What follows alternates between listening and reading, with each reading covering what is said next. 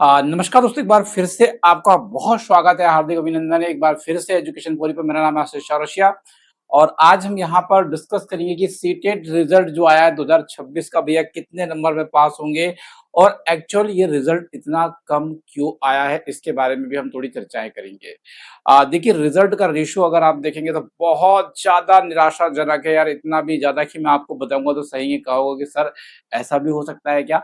आपका जवाब ये होगा। तो चलिए आइए देखते हैं कि भैया पहले कि कौन कितने नंबर में पास होगा और इसके बाद में आपको रिजल्ट के रेशियो के बारे में बताऊंगा कि एक्चुअल रिजल्ट का रेशियो क्या आ रहा है। देखिए, रिजल्ट के रेशियो के ऊपर हम बात कर लें।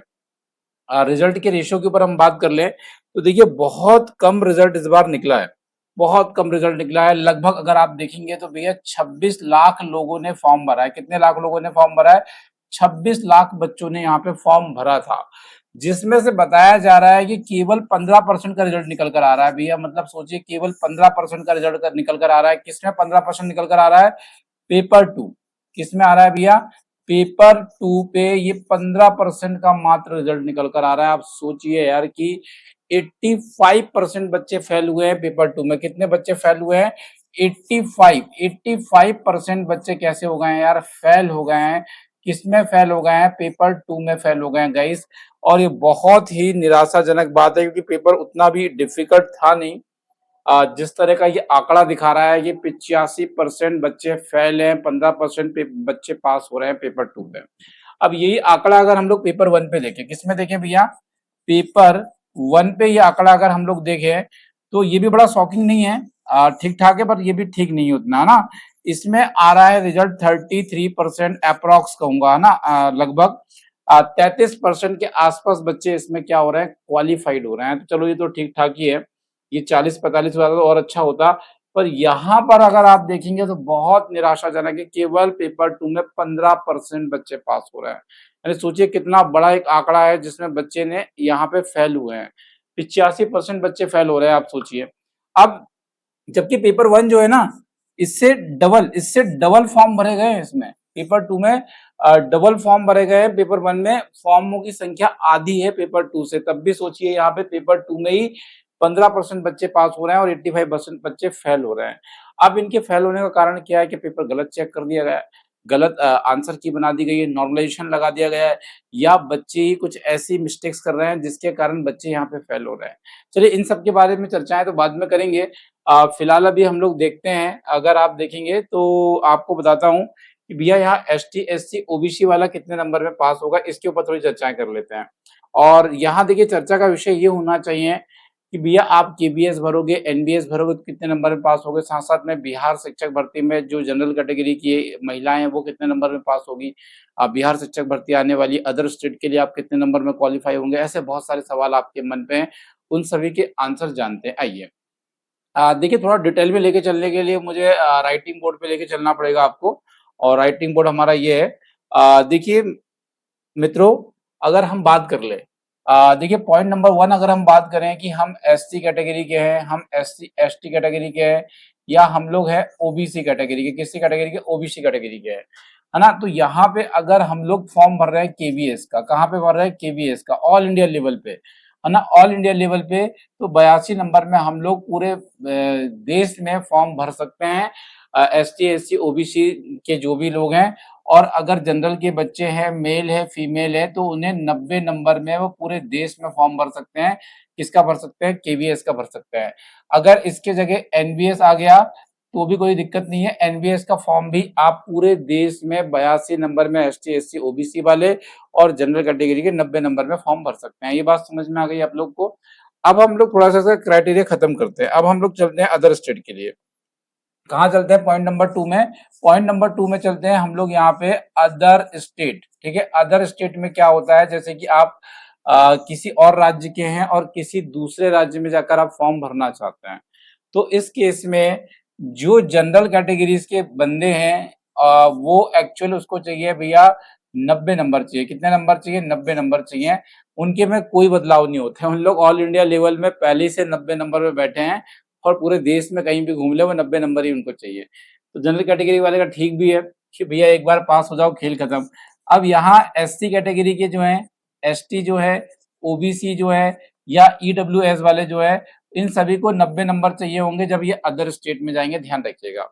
एग्जाम्पल से समझते हैं। एग्जाम्पल हमारा ये कहना चाह रहा है यहाँ पे कि हम यूपी के निवासी हैं। हम कहाँ पे हैं? यूपी के निवासी हैं और हम लोग यहाँ पे बिहार में फॉर्म भरना चाहते हैं। कहाँ फॉर्म भरना चाहते हैं? बिहार में, ये एच है। बिहार में फॉर्म भरना चाहते हैं तो हमारी कैटेगरी एससी है या हमारी कैटेगरी एसटी है। हमें कितने नंबर लगेंगे भैया? आपको 90 नंबर लगेंगे। क्यों लगेंगे? क्योंकि जब आप यूपी से बिहार शिफ्ट होंगे तो आपकी कैटेगरी खत्म हो जाएगी, क्योंकि जो कैटेगरीज होती है अपने राज्य में होती है। अब आप काउंट होंगे ऐसा जनरल, है ना। आप एससी के हैं, एसटी के हैं, आप किस कोटे में चले जाएंगे? आप चले जाएंगे जनरल कोटे में। अब जैसे ही जनरल कोटे में जाएंगे तो आपके नंबर बढ़ के 90 हो जाएंगे, ध्यान रखिएगा।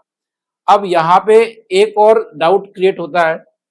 डाउट ये क्रिएट होता है कि भैया जो बीपीएससी आ रहा है, क्या आ रहा है? बीपीएससी जो आ रहा है, तो ये बीपीएससी जो आ रहा है उसमें अगर आप देखेंगे तो ट्री बोलते हैं उन लोगों ना, ट्री 4.0, ट्री 4.0 आ रहा है। अब ये ट्री का क्या करें भैया हम लोग? तो इसमें ये कहना का है कि भैया जो जनरल कैटेगरी की फीमेल है वो कितने नंबर में पास होगी। देखिए अब ये डिपेंड करता है कि उत्तर बिहार की गाइडलाइन क्या कह रही है। आप गाइडलाइन देख लेना। अगर बिहार की गाइडलाइन ये कह रही है कि 82 नंबर में जनरल की महिलाएं टेट क्वालिफाई होगी तो डेफिनेटली सीटेट भी क्वालिफाई उनको करना चाहिए 82 नंबर में। जो बिहार राज्य की महिलाएं हैं इसमें कोई दो राय नहीं है, ये केवल और केवल बिहार राज्य के लिए स्पेसिफिक है। और ऐसा कोई दूसरा राज्य भी अगर ऐसा करना चाह रहा है तो डेफिनेटली वो भी कर सकता है, इसमें कोई आपत्ति नहीं है ना। तो ये राज्य डिसाइड करेगा कि आपको कितने नंबर में पास करना है, ये सीटीटी डिसाइड नहीं करेगा, ये ध्यान रखिएगा। तो ये इसमें कोई डाउट आ रहा है आपको?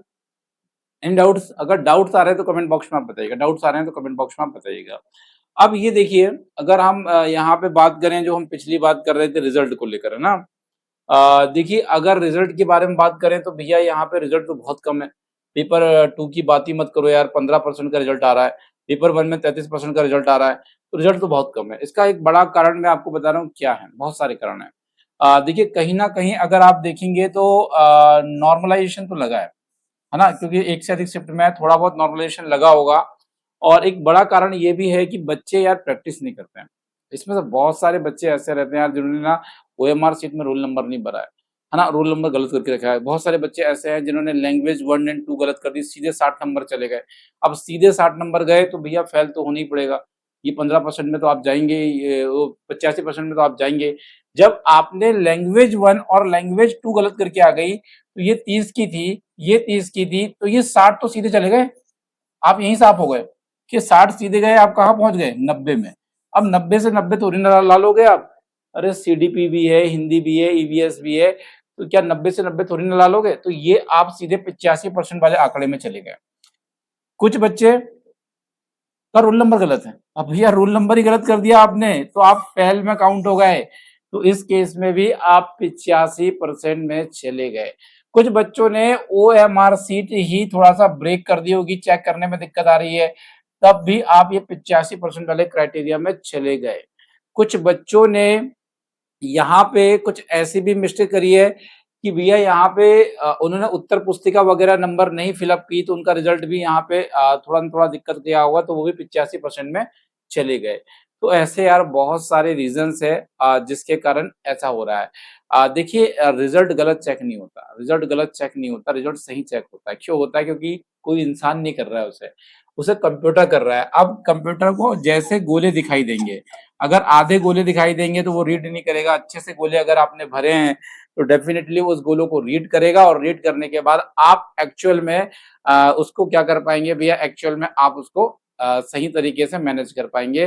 कंप्यूटर 1 सेकंड में रीड कर लेता है सारे गोले और आपको रिजल्ट दे देता है कि भैया इतने गोले सही हैं। डाटा ऑलरेडी फीड रहता है उसमें, सही गलत का बस दे दिया आपको, यहाँ पे उन्होंने आंकड़ा, बस आंसर की चेक हो गई। जिसका आंकड़ा नहीं मैच करा उसका रिजेक्ट हो गया, वो 85% वाले में चला गया। और ऐसा भी है कि बहुत सारे बच्चे तो सोचते हैं कि हम लोग यहाँ पे 2 दिन पढ़ के पास कर लेंगे। बहुत सारे बच्चे सोचते हैं कि 25 दिन पढ़ के पास कर लेंगे। यार भाई इतना भी लड्डू काम नहीं है। आपने पहले से कभी पढ़ रखा है तो ठीक है, आप यहाँ पे अंतिम 25 दिनों में आप पास कर लेंगे, कोई दिक्कत की बात नहीं है। ठीक है, पर थोड़ा आपको पढ़ाई करनी पड़ेगी यार, तब काम बनेगा, अदरवाइज काम नहीं बनेगा, ध्यान रखिएगा। देखिए मैं यही गुज़ारिश करूँगा कि यार फ़ोकस ऑन योर स्टडीज़, है ना? आपको थोड़ा ध्यान देना पड़ेगा अपने स्टडीज़ के ऊपर और जैसे ही आप अपनी स्टडीज़ के ऊपर फ़ोकस करेंगे, ध्यान देंगे, तो डेफ़िनिटली आपका स्कोर बूस्ट होगा, अच्छे नंबर आप लेकर आएँगे। प्रैक्टिस करना पड़ेगा, मॉक टेस्ट लगाना पड़ेगा, क्लासेस देखनी होगी, सेल्फ स्टडी करनी होगी, तभी बात बनेगी, अदरवाइज़ ये 15% का आंकड़ा हमेशा आते रहेगा। अगर आप ये चक्कर में हो कि एक क्लास देख लो, आप पास हो गए हो, किसी एक एजुकेटर ने बता दिया कि मेरी क्लास देख लो, पास हो गए हो, तो ये गलत चीज़ है ना? बिना सेवा के मेवा मिलेगा नहीं, इसलिए जब तक आप मेहनत नहीं करोगे, डेफ़िनिटली मैं आपको बता रहा हूँ, काम बनेगा नहीं। तो डेफ़िनिटली आपको ही काम करना है अल्टीमेटली। अभी आप ये बताइए यहाँ पे ये सब चक्कर में मत रहो। मैं तो कहता हूँ यार हमारे ऐप में जाओ, एजुकेशन फॉर यू में वहाँ पे हमने सारे प्रीवियस ईयर आपको उपलब्ध करा के दिए हैं। है ना? 2011 से 2026 तक के ऑल सेट आपको देखने को मिल जाएँगे। अब 2011 से 2026 तक के ऑल सेट आपको देखने को मिल रहे हैं, तो आप सोचिए वहाँ पे सारा कुछ है। वहाँ सारा कुछ आपको अवेलेबल है, सारा कुछ उपलब्ध है, तो डेफ़िनेटली वहाँ जाइए और उन चीज़ों को आप अध्ययन करिए और अध्ययन करके ये देखिए कि भैया आप कितने स्कोर में हैं। देखिए केवल यही नहीं, ऐसे बहुत सारी चीज़ें ऐसी बहुत सारी चीज़ें मैं आपको बता सकता हूँ। 1 मिनट गाइस, है ना? ऐसी बहुत सारी चीज़ें हम बता सकते हैं आपको, अगर आप देखेंगे तो। तो 1 मिनट थोड़ा-सा इसको इरेज़ कर देते हैं।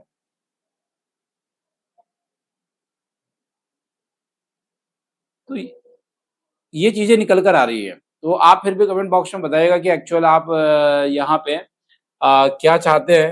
अभी ज़ूम नहीं हो रहा है। एक्चुअल में कुछ बताना चाह रहा था आपको, पर ज़ूम में पता नहीं क्यों प्रॉब्लम आ रही है। ठीक है? चलिए बाद में देखते हैं इसको। फिलहाल आपको यही चीज़ें मुझे अपडेट देनी थी और आप बताइए यहाँ पे क्या हमें सीटेट अगली सीटेट की तैयारी करना चाहते हैं? अगर नेक्स्ट नेक्स्ट सीटेट की तैयारी करना चाहते हैं तो बिल्कुल मेरे साथ आप आ जाइए।